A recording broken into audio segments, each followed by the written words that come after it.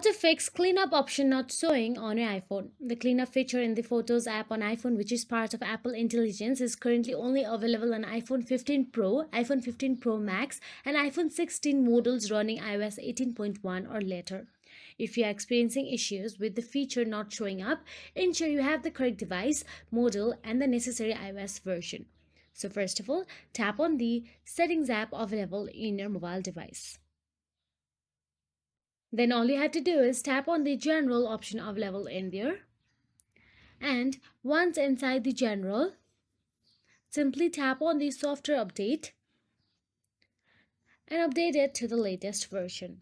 You need to be running iOS 18.1 or later versions to access the cleanup feature. So install any available updates.